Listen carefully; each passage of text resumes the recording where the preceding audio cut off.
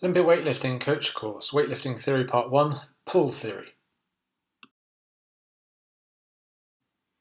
So the objectives of this module are to present the phases of the pull for the snatch and clean, to discuss the S-shaped pull, the double knee bend, the power position, and lift terminology including the catch position, squat versus power versus split, and different start positions, low hang, knee hang, and high hang. After observation of this presentation, you should then complete the review questions. So weightlifting involves lifting a load, the weight, from the floor to either overhead for the snatch or to the shoulders, and then overhead for the clean and jerk. The phases of the snatch and clean are the same. We have the first pull, transition, second pull, pull under, catch, and recovery. So let's have a look at the basic aims of each phase. So the first pull is to get the bar moving, or to overcome inertia, and this phase goes effectively from where the bar starts on the floor or mid-shin until the bar reaches just above kind of knee height. Transition then occurs where we move the body closer to the bar as it moves upwards past the knees and as we get into the power position. The second pull, this is where we generate the peak forces for lift, and this is where we really generate enough force against the bar to get it to its highest point. Now the pull under occurs as the bar is moving upwards and we change direction, effectively the direction of the body, from an upwards into a downwards movement. And we move in this opposite direction in order to prepare for the catch. And with the catch phase, we look to accept the load, the bar, and then decelerate it as it moves back towards the ground. And then we have the recovery phase, where after the catch, we then move upwards into a standing position. So let's have a look and discuss the first pull. This is a strength-orientated portion of the lift and has the greatest mechanical energy use due to the biomechanical disadvantage of the starting position. So what this means is it's going to expend quite a bit of energy, it's quite slow, and it's quite an awkward position to get us started from. Movement comes from knee extension while maintaining a steady trunk position and minimal hip extension. So what we're trying to do is the trunk position, effectively the angle between the hips and the shoulders, pretty much maintains the same. Main movement occurs is that the legs extend at the knees kind of push backwards from their bent start position, and that's where most of the movement occurs. So the extensional angle of the knee during the first pull affects explosive strength during the second pull. So depending on how much we kind of straighten the leg, will affect how much kind of strength or explosive strength we generate during the second phase of the pull. However, excessive knee straightening will put the lifter in a position where they are unable to move into the next phase. So we're looking at straightening but not moving into a completely straight position. So if we watch this phase occurring then, so we move from our start position. So pay attention in particular to the shoulder and hip and the angle formed by the torso. That doesn't really kind of change. Main movement, as you see, is where the knees move backwards, and that first pull, like I say, is where we start with the bar or the plates on the ground, and that phase effectively is from that point until we reach just above kind of knee height.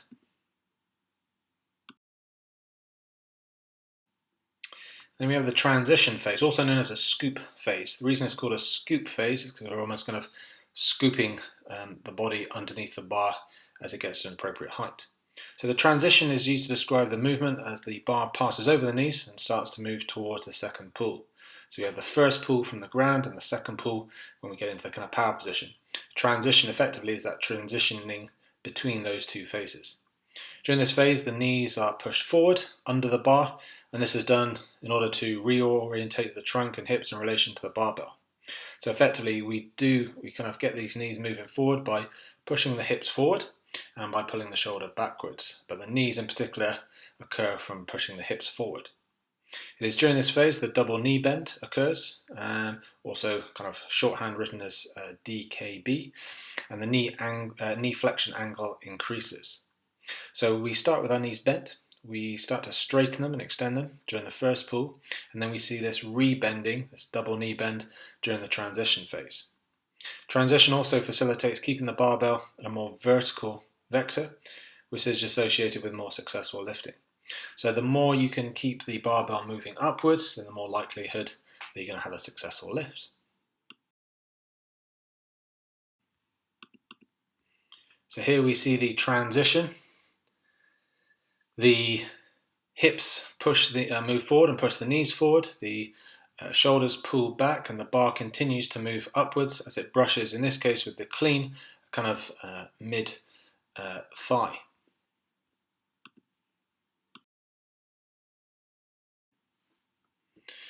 And then once we've kind of transitioned between the two pulls, we're into the second pull. So the power dominant position of the lift, where the greatest power outputs are recorded, i.e. the peak power outputs are produced, as the biomechanical disadvantage reduces. What this means is everything beneath this point, we're looking at trying to get the bar moving upwards, so we don't have to overcome inertia, and then it's all about getting the bar into the most effective position, which is what we call this power position. From the power position then, we can then produce the most amount of force in order to get the bar to its highest point. So we want to keep the bar nice and close to the body, and we want to continue to move upwards. Now the movement from the second pull comes from a rapid hip extension, linked in with knee extension and ankle plantar flexion, what we refer to as triple joint extension. And it's imperative to reach this kind of triple joint extension if maximal loads are going to be lifted. Performance seems to rely on the combination of either hip and trunk orientation alongside knee extensor muscle function in the pulling phases. So we're all very much just trying to teach beginners how to effectively initiate this triple extension from this power position, and all of the practice should be done from the kind of same point so there's a greater carryover.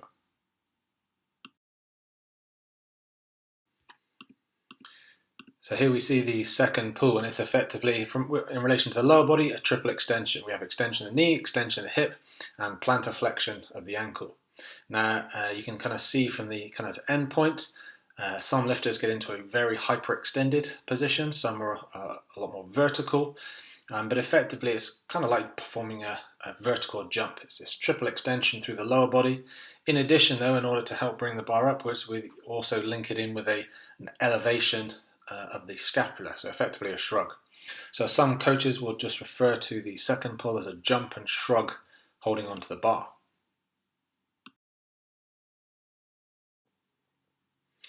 And then the following phase is the pull under. So for beginners this is a difficult concept to grasp, as the terminal velocity to the bar is reached at the end of the second pull and the body needs to be pulled under the bar. So effectively what we're looking at doing is the second pull, the jump and our shrug, if we want to shorten it to describe it that way. The jump and the shrug are what's going to get the bar to its highest point. Once we've completed that jump and shrug, effectively our kind of emphasis in relation to what the body is doing has to change. We've produced all the force of the bar is rising. Our main emphasis and focus then is on trying to change our direction. So we've gone from this upward direction, this jump and the shrug, and we need to immediately pull ourselves downwards in order to prepare ourselves to get into the catch position. So when learning the snatch and clean, loads are usually used that don't require the lifter to pull under. And this is because with lighter weights, the acceleration applied to the bar is great enough so that the vertical displacement, how high it gets, to continue to a level where a simple dip under is performed. Now, with elite lifters, this phase is a very active phase. You have to actively pull yourself underneath the bar before it reaches this terminal vertical displacement, effectively the highest height it's going to reach. So when we lift a nice light weight, because it's light, we can lift it up nice and high. Therefore, we don't need to get down quite as far, and therefore, probably gravity, we can kind of pretty slowly drop into the kind of catch position. When the weight's really heavy, we have a lot less time. We have to get down a lot further into a lower position, and therefore we have to actively pull ourselves underneath the bar.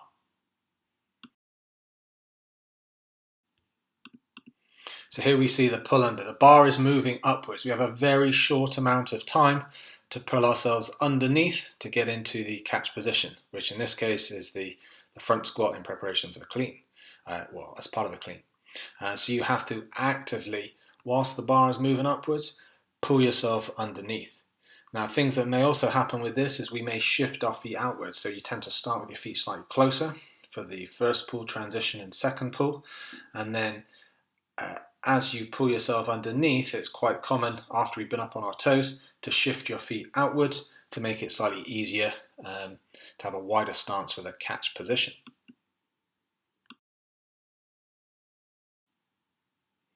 Now, the catch phase is the part where the lift where the vertical and horizontal displacements are stopped by the lifter. So ideally a lifter should aim to catch the bar and then use the muscles in the legs and hips as a buffer in order to slow any further descent. So this stage, that too much horizontal displacement, i.e. if the bar has kind of moved too far forwards or too far backwards, will result in either a need to jump forward, jump backwards, or a failed lift. And this is really where we're going to see any issues from the earlier phases really kind of show themselves out. If you haven't kind of got the lower phase correct, then when you catch it and the bar is not in the right place, that's the point where you're probably going to have to drop it or step forward, or you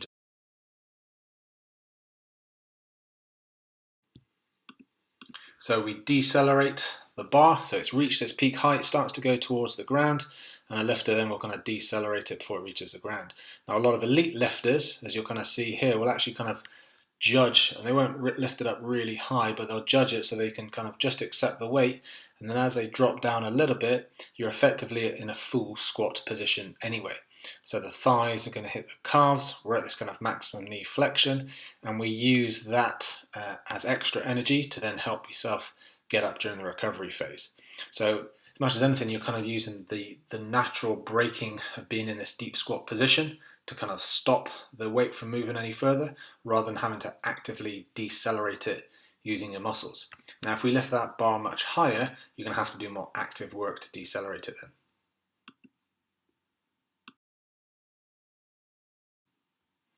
And then our final phase for the pulling is the recovery. And the final phase of the lift involves making sure that the bar is held in the catch position, arms locked out above the head for the snatch, or in the rack position for the clean, as the body is raised from this squat position to an upright position. This is done by pushing down into the floor whilst simultaneously extending the knees and hips, whilst balancing the load either overhead for the snatch or on the deltoids chest for the clean.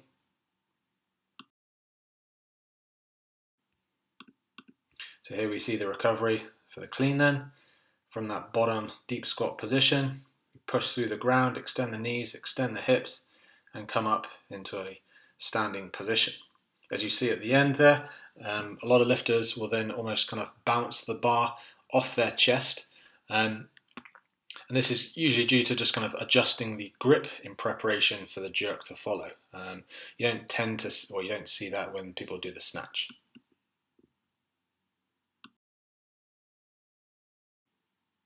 So as we kind of go through these phases, if you track the bar, as we see with the blue line on the picture there, the aspects of the snatch and the clean follow a very similar path or trajectory through the first pull, transition, second pull, pull under, catch and recovery. And when tracked with these kind of motion analysis equipment, the bar will follow what we refer to as an S-shaped pattern or an S-shaped curve. It's not the best S, I'll admit. It's a very flattened S, but it follows this kind of undulating movement, moving kind of slightly towards you, slightly away from you. So from the floor, the bar starts moving towards the lifter during the first pull, and then away from the lifter during the second pull, before returning back towards the lifter in the catch phase of the lift. So commonly, you'll find that the two almost kind of balance each other out. We have the kind of movement towards you, kind of backwards during the first pull. We have movement away from you, forwards, horizontally during the second pull. And they kind of, like I say, balance each other out to a certain extent. So approximately, there's going to be very minimal difference between where the bar starts and kind of where the bar finishes. So as the bar is lifted from the floor in the first pull, the displacement leads to the bar moving slightly towards the body. This continues through the transition phase until the second pull, where the bar moves away from the body. Finally, during the catch phase, the bar again moves back towards the body. So there's going to be this moving towards you, moving slightly away from you, and moving back towards you again. From a mechanical standpoint, effective lifting occurs when the barbell moves along a vertical reference line with minimal horizontal work. So we want to try to limit how far forward in particular the bar goes, and this allows for kind of vertical dropping from a maximal height in the catch position. Most errors occur when there is too much, in particular, forward displacement of the bar. So the bar moves too far forward and actually ends up being further forward than where we started, and that way we can't just drop into the catch position. Now we actually have to drop downwards and also kind of jump forwards in order to be able to keep the bar over the feet and actually get into a catch position where we can stabilize the weight. Now, the tighter the curves of the S shape, the less horizontal displacement of the bar, and therefore less effort is required to actually secure the bar in the catch position. So elite level lifters tend to show tendencies to have tighter S-shaped curves in their lifts than untrained or lower level athletes or weightlifters. So the closer you can keep it to a kind of vertical, being purely vertical, the better. It never ever follows a kind of purely up and down pattern. There's always that little bit of forward and backwards movement, but as close as we can get it to vertical, then the better.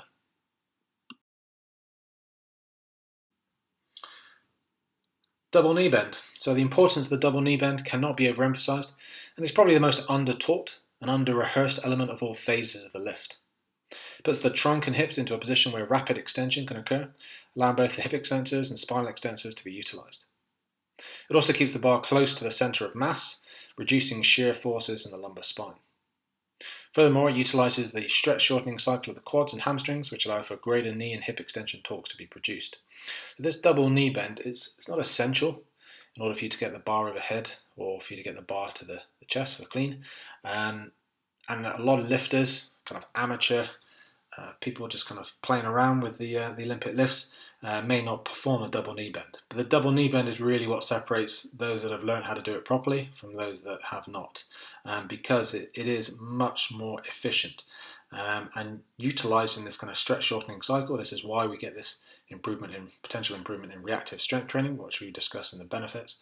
But it really is a critical thing to learn. So a lot of people will spend a lot of time kind of focusing on the lower phases, because it really does help you and produces much better results through the kind of the upper phases or later phases of the lift. So you kind of saw the double knee bend with the elite lifters. Here's a non-elite person kind of showing you a little bit closer. So what we're trying to do is, for the first pull, the knees go back and then transition, knees come forward, get a brush, jump and shrug. So we start with the knees bent, the knees then extend, rebend, and then extend again. And that's what we're talking about with a kind of double knee bend. Here we kind of see it from a few different angles.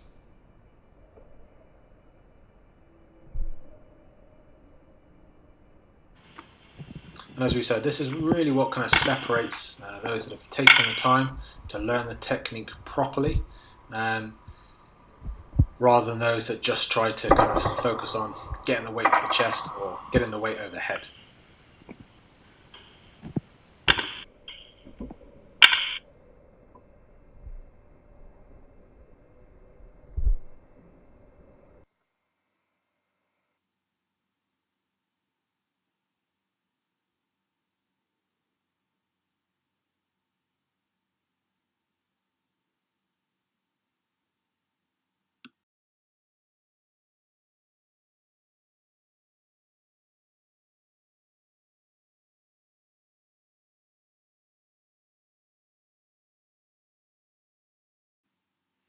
So the power position, once the double knee bend has been performed, the body is aligned into a position where optimal power can be exerted against the bar. Effectively, it is the most biomechanically efficient position. The bar is nice and close to the body.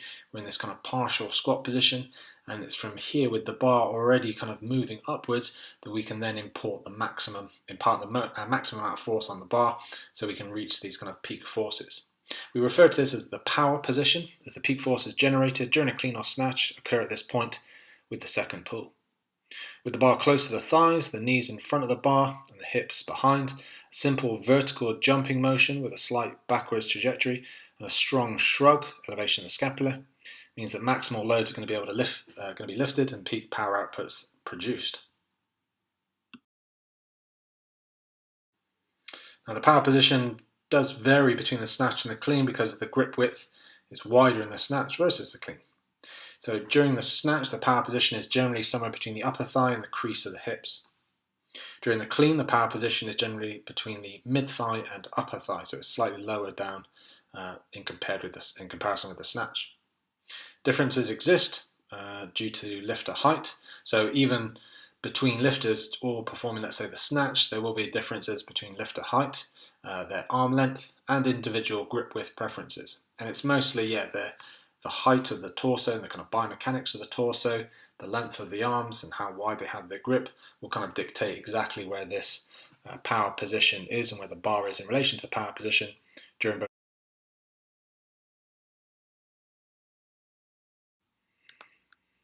So here's roughly what we're kind of just talking about with the kind of power position. We're in this kind of partial squat position. We've moved through the first pull, transitioned, and now we're at this point just at the beginning of the second pull. So as we said, in relation to the clean, the grip is narrower, the bar is mid to upper thigh, so what you see the image. The longer the arms, the lower the bar is going to be, and the narrower the grip, the lower the bar is going to be. For the snatch, well, the grip is wider, the bar is about upper thigh or hip crease. The longer the arms, again the lower the bar, and the wider the grip, the higher the bar is going to be.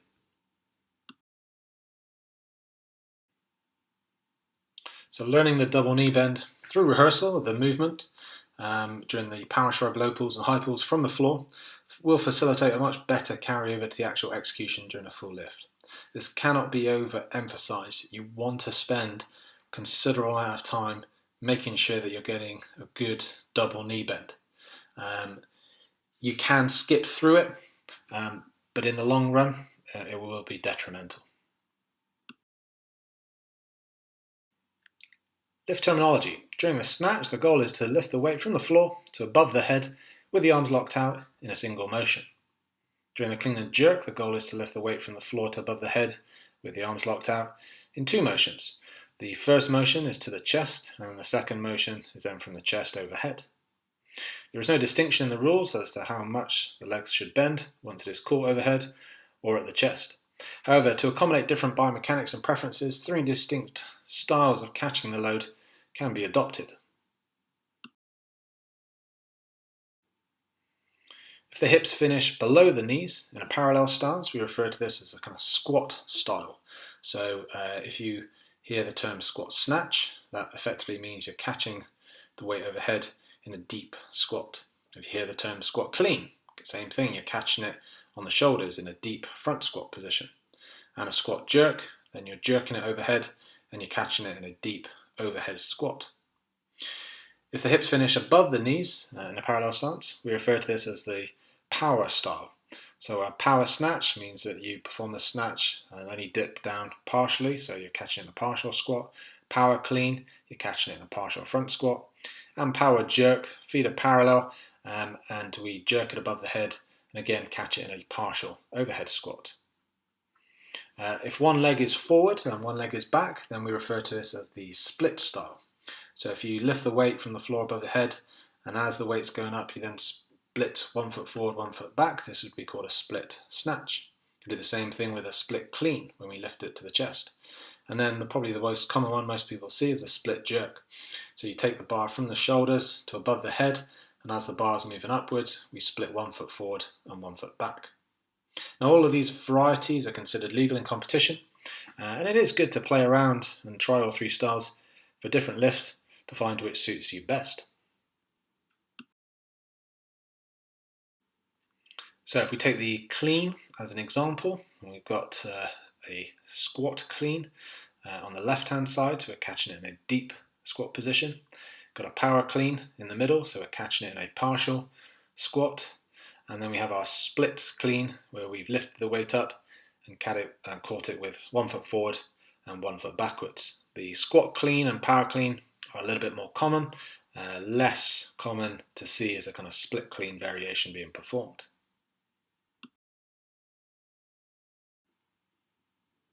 So what do you see most often? Well, commonly weightlifters will use the squat snatch and squat clean.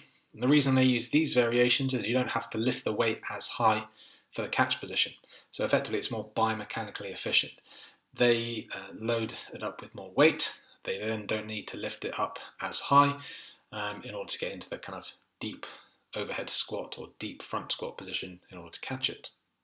For the jerk, well, split jerk is probably most common, but it isn't uncommon at all to see other lifters prefer to squat jerk or power jerk. You pretty much always see weightlifters perform the squat snatch and squat clean, which jerk they perform is down to a little bit of variation. I'd say the split jerk is probably the most common, but you will see the others commonly performed as well. So the power snatch and power clean, what we refer to as modified lifts, are used by non-weightlifters because it's easier to catch. What they're doing is they're lifting the weight up higher, but they don't need to drop down quite so much. So particularly if you've got some mobility restrictions, you'd probably definitely be using a power snatch or power clean variation. And it's generally going to be lifting lighter weights as well. They are also used by weightlifters when they're using less load, again because they don't need to drop down as low to catch it. They can lift that weight up higher. Split clean and split snatch are good for athletes in certain sports, particularly where kind of used to kind of driving off one leg, but they are rarely used in weightlifting competitions nowadays. Previously, particularly the split snatch was a lot more common, but you don't tend to see that anymore.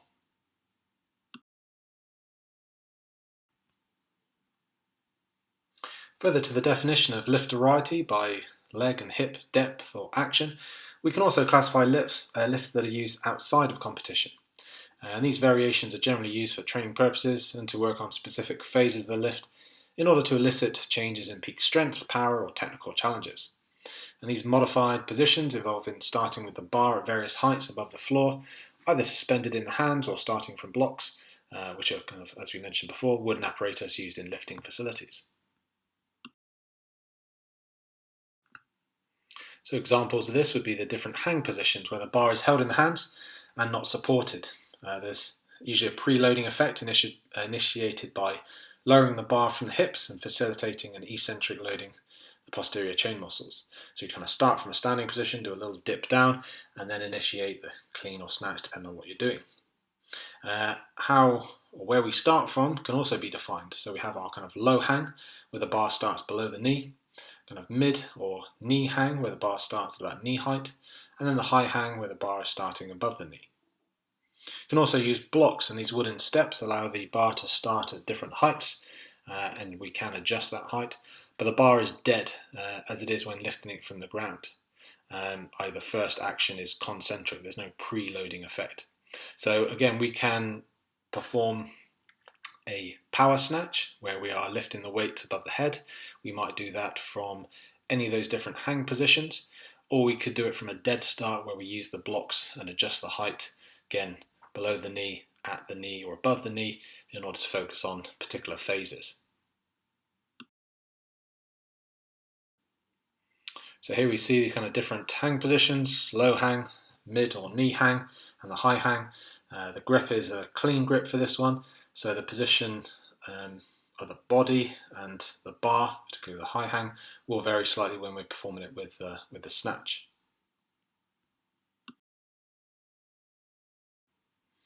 And here we see the blocks, so low blocks kind of set with the bar about knee height. It can go kind of lower down as well on the left hand side, and then kind of higher blocks set above the knee on the kind of right hand side. And again, this may well be used in these kind of two different groups. We've got a kind of more of a beginner on the left hand side, so we're practicing trying to get the double knee bend and the brush along the thighs. You may also be used by elite lifters just to focus on that second pull and to kind of overload that phase with maybe kind of heavier weights.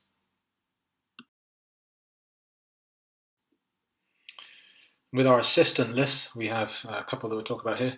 So we've got pulls. So weightlifters may perform partial movements, kind of pulls from the floor, with heavier loads in order to strengthen these early phases, or just for kind of carving their neural pathways. What we're doing effectively with the pulls is we're not actually then getting into the catch position or catching the weight. We're simply performing the kind of earlier phases, in particular the kind of first pull, transition, second pull, and even the pull under, but we're not actually getting into the catch position.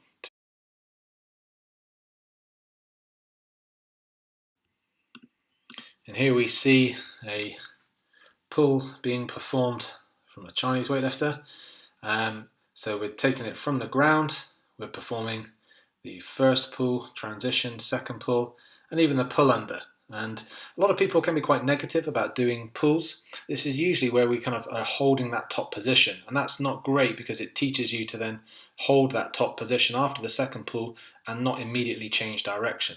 Where it's used most effectively with weightlifters is where they actually do that drop down as well. So you see with this lifter, as soon as he does his, or has completed his second pull, he's immediately dropping himself down as if replicating the change of direction for the pull under. And this is good because it really allows us to kind of load up these kind of earlier phases and maybe just kind of focus on the pulling muscles without then wasting energy using the muscles that we would when we actually catch the weight.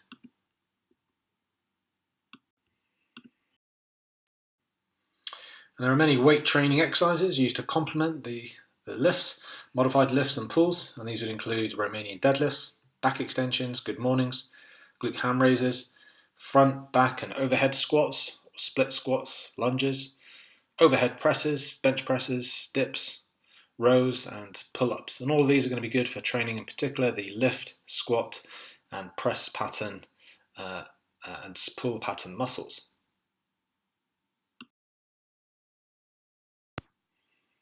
So you should now have a good understanding of the phases of the pull for the snatch and clean, the S-shaped pull, the importance of the double knee bend, what the power position is, and then some lift terminology. So what is a squat versus power versus split catch position, and then the different start positions, low hang versus knee hang versus high hang.